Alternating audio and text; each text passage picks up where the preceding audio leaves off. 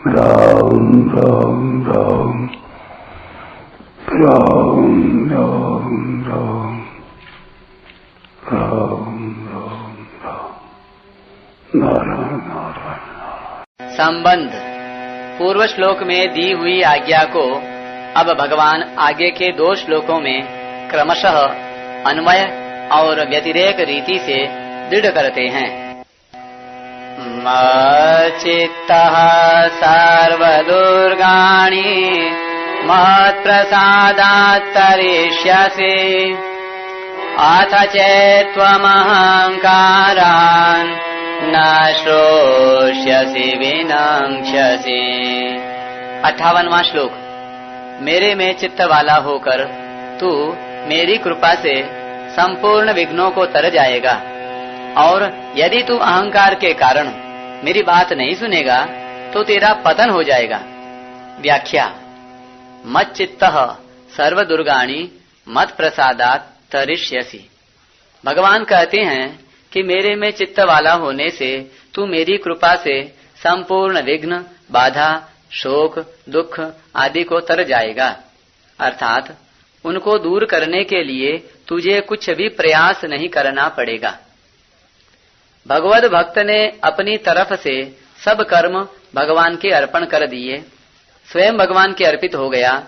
समता के आश्रय से संसार की संयोग जन्य लोलुपता से सर्वथा विमुख हो गया और भगवान के साथ अटल संबंध जोड़ लिया। यह सब कुछ हो जाने पर भी वास्तविक तत्व की प्राप्ति में यदि कुछ कमी रह जाए या सांसारिक लोगों की अपेक्षा अपने में कुछ विशेषता देखकर अभिमान आ जाए अथवा इस प्रकार के कोई सूक्ष्म दोष रह जाएं, तो उन दोषों को दूर करने की साधक पर कोई जिम्मेवारी नहीं रहती। प्रत्युत उन दोषों को, विघ्न बाधाओं को दूर करने की पूरी जिम्मेवारी भगवान की हो जाती है। इसलिए भगवान कहते हैं मत प्रसादात् तरिष्यसि, अर्थात मेरी कृपा से संपूर्ण विघ्न बाधाओं को तर जाएगा। इसका तात्पर्य यह निकला कि भक्त अपनी तरफ से उसको जितना समझ में आ जाए उतना पूरी सावधानी के साथ कर ले। उसके बाद जो कुछ कमी रह जाएगी वह भगवान की कृपा से पूरी हो जाएगी। मनुष्य का अगर कुछ अपराध हुआ है तो वह यही हुआ है कि उसने संसार के साथ अपना संबंध मान लिया और भगवान से विमुख हो गया। अब उस अपराध को दूर करने के लिए वह अपनी ओर से संसार का संबंध तोड़कर भगवान के सम्मुख हो जाए। सम्मुख हो जाने पर जो कुछ कमी रह जाएगी वह भगवान की कृपा से पूरी हो जाएगी। अब आगे का सब काम भगवान कर लेंगे। तात्पर्य यह हुआ कि भगवत कृपा प्राप्त करने में संसार के साथ किंचित भी संबंध मानना और भगवान से विमुख हो जाना यही बाधा थी। वह बाधा उसने मिटा दी तो अब पूर्णता की प्राप्ति भगवत कृपा अपने आप करा देगी।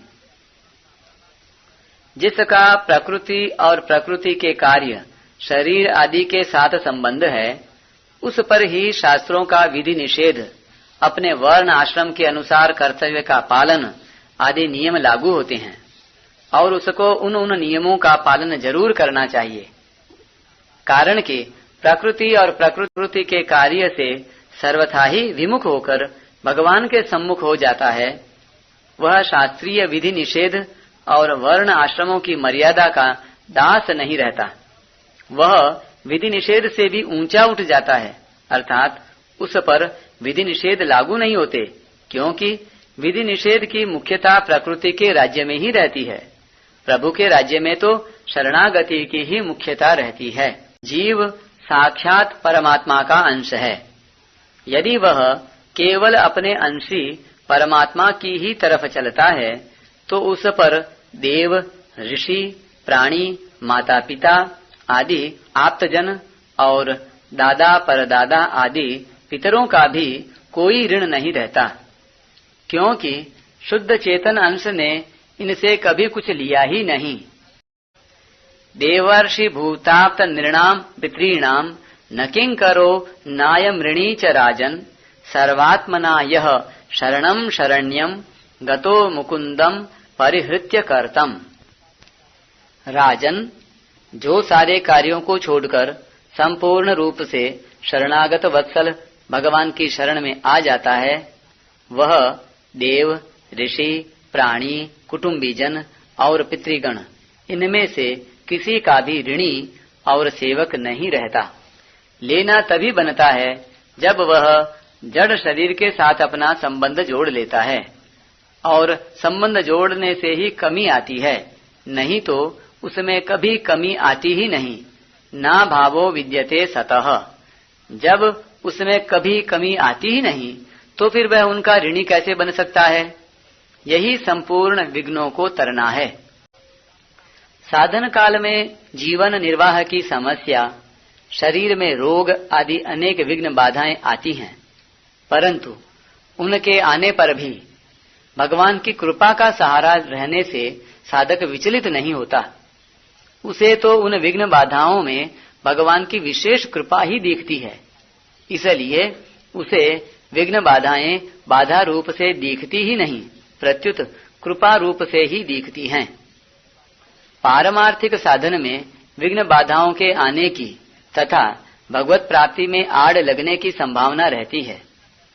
इसके लिए भगवान कहते हैं कि मेरा आश्रय लेने वाले के दोनों काम मैं कर दूंगा, अर्थात अपनी कृपा से साधन की संपूर्ण विघ्न बाधाओं को भी दूर कर दूंगा और उस साधन के द्वारा अपनी प्राप्ति भी करा दूंगा। अथ चेत त्वमहंकारान न श्रोष्यसि विनंक्ष्यसि। भगवान अत्यधिक कृपालुता के कारण आत्मीयता पूर्वक अर्जुन से कह रहे हैं कि अथ पक्षांतर में मैंने जो कुछ कहा है उसे न मानकर, अगर अहंकार के कारण अर्थात मैं भी कुछ जानता हूँ, करता हूँ तथा मैं कुछ समझ सकता हूँ, कुछ कर सकता हूँ आदि भावों के कारण तू मेरी बात नहीं सुनेगा, मेरे इशारे के अनुसार नहीं चलेगा, मेरा कहना नहीं मानेगा, तो तेरा पतन हो जाएगा। विनंक्ष्यसि। यद्यपि अर्जुन के लिए यह किंचन मात्र भी संभव नहीं है कि वह भगवान की बात न सुने अथवा न माने, तथापि भगवान कहते हैं कि चेत, अगर तू मेरी बात नहीं सुनेगा तो तेरा पतन हो जाएगा। तात्पर्य यह है कि अगर तू अज्ञता अर्थात अनजानपने से मेरी बात न सुने अथवा किसी भूल के कारण न सुने तो यह सब क्षम्य है, परंतु यदि तू अहंकार से मेरी बात नहीं सुनेगा तो तेरा पतन हो जाएगा, क्योंकि अहंकार से मेरी बात न सुनने से तेरा अभिमान बढ़ जाएगा, जो संपूर्ण आसुरी संपत्ति का मूल है। पहले चौथे अध्याय में भगवान स्वयं अपने श्रीमुख से कहकर आए हैं कि तू मेरा भक्त और प्रिय सखा है, भक्तोसी में सखा चेती। और फिर 9वें अध्याय में उन्होंने कहा है कि हे अर्जुन, तू प्रतिज्ञा कर कि मेरे भक्त का पतन नहीं होता। कौन्तेय प्रतिजानीहि न मे भक्तः प्रणश्यति। इससे सिद्ध हुआ कि अर्जुन भगवान के भक्त हैं, अतः वे कभी भगवान से विमुख नहीं हो सकते और उनका पतन भी कभी नहीं हो सकता। परंतु वे अर्जुन भी यदि भगवान की बात नहीं सुनेंगे तो भगवान से विमुख हो जाएंगे और भगवान से विमुख होने के कारण उनका भी पतन हो जाएगा। तात्पर्य यह कि भगवान से विमुख होने के कारण ही प्राणी का पतन होता है, अर्थात वह जन्म मरण के चक्कर में पड़ता है। विशेष बात, इसी अध्याय के 56वें श्लोक में भगवान ने प्रथम पुरुष अवाप्नोति का प्रयोग करके सामान्य रीति से सबके लिए कहा कि मेरी कृपा से परम पद की प्राप्ति हो जाती है, और यहाँ मध्यम पुरुष तरिष्यसि का प्रयोग करके अर्जुन के लिए कहते हैं कि मेरी कृपा से तू सब विघ्न बाधाओं को तर जाएगा। इन दोनों बातों का तात्पर्य यह है कि भगवान की कृपा में जो शक्ति है वह शक्ति किसी साधन में नहीं है। इसका अर्थ यह नहीं कि साधन न करें, प्रत्युत परमात्मा प्राप्ति के लिए साधन करना मनुष्य का स्वाभाविक धर्म होना चाहिए, क्योंकि मनुष्य जन्म केवल परमात्मा प्राप्ति के लिए ही मिला है। मनुष्य जन्म को प्राप्त करके भी जो परमात्मा को प्राप्त नहीं करता, वह यदि ऊंचे से ऊंचे लोकों में भी चला जाए तो भी उसे लौटकर संसार में जन्म मरण में आना ही पड़ेगा। येन्येर विन्दाक्ष विमुक्त मानिनस त्वय्यस्त भावाद विशुद्ध बुद्धयः आरुह्य कृच्छ्रेण परम पदम ततः पतन्त्यधो नादृतयुष्मदंग्रयः। हे कमल नयन, जो लोग आपके चरणों के शरण नहीं हैं और आपकी भक्ति से रहित होने के कारण जिनकी बुद्धि भी शुद्ध नहीं है, वे अपने को मुक्त तो मानते हैं, पर वास्तव में वे बद्ध ही हैं। वे यदि कष्टपूर्वक साधन करके ऊंचे ऊंचे पद पर भी पहुंच जाएं, तो भी वहां से नीचे गिर जाते हैं। इसलिए जब यह मनुष्य शरीर प्राप्त हुआ है, तो फिर मनुष्य को जीते जी ही भगवत प्राप्ति कर लेनी चाहिए और जन्म मरण से रहित हो जाना चाहिए। कर्मयोगी के लिए भी भगवान ने कहा है कि समता युक्त पुरुष इस जीवित अवस्था में ही पुण्य और पाप दोनों से रहित हो जाता है। तात्पर्य यह हुआ कि कर्म बंधन से सर्वथा रहित होना अर्थात जन्म मरण से रहित होना मनुष्य मात्र का परम ध्येय है। 10वें अध्याय के 11वें श्लोक में भगवान ने कहा कि मैं अपनी कृपा से भक्तों के अंतःकरण में ज्ञान प्रकाशित कर देता हूँ, और 11वें अध्याय के 47वें श्लोक में भगवान ने कहा कि मैंने अपनी कृपा से ही विराट रूप दिखाया है। उसी कृपा को लेकर भगवान यहाँ कहते हैं कि मेरी कृपा से परम पद की प्राप्ति हो जाएगी और मेरी कृपा से ही संपूर्ण विघ्नों को तर जाएगा। परम पद को प्राप्त होने पर किसी प्रकार की विघ्न बाधा सामने आने की संभावना ही नहीं रहती। फिर भी संपूर्ण विघ्न बाधाओं को तरने की बात कहने का तात्पर्य यह है कि अर्जुन के मन में यह भय बैठा था कि युद्ध करने से मुझे पाप लगेगा। युद्ध के कारण कुल परंपरा के नष्ट होने से पितरों का पतन हो जाएगा और इस प्रकार अनर्थ परंपरा बढ़ती ही जाएगी। हम लोग राज्य के लोभ में आकर इस महान पाप को करने के लिए तैयार हो गए हैं। इसलिए मैं शस्त्र छोड़कर बैठ जाऊं और धृतराष्ट्र के पक्ष के लोग मेरे को मार भी दें तो भी मेरा कल्याण ही होगा। इन सभी बातों को लेकर और अनेक जन्मों के दोषों को भी लेकर भगवान अर्जुन से कहते हैं कि मेरी कृपा से तू सब विघ्नों को पापों को तर जाएगा। सर्व दुर्गाणी मत प्रसादात तरिष्यसि। भगवान ने बहुवचन में दुर्गाणी पद देकर भी उसके साथ सर्व शब्द और जोड़ दिया है।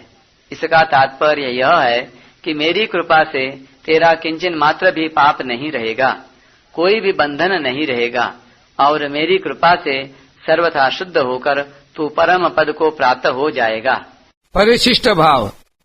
भक्त का काम केवल भगवान का आश्रय लेना है, भगवान का ही चिंतन करना है, फिर उसके सब काम भगवान ही करते हैं। भगवान भक्त पर विशेष कृपा करके उसके साधन की संपूर्ण विघ्न बाधाओं को भी दूर कर देते हैं और अपनी प्राप्ति भी करा देते हैं। योगक्षेमम वहाम्यहम्। इसलिए ब्रह्म सूत्र में आया है विशेषानुग्रहश्च। भगवान की भक्ति का अनुष्ठान करने से भगवान का विशेष अनुग्रह होता है। वास्तव में मनुष्य पर भगवान की कृपा तो है ही, पर भगवान का आश्रय लेने से भक्त को उसका विशेष अनुभव होता है।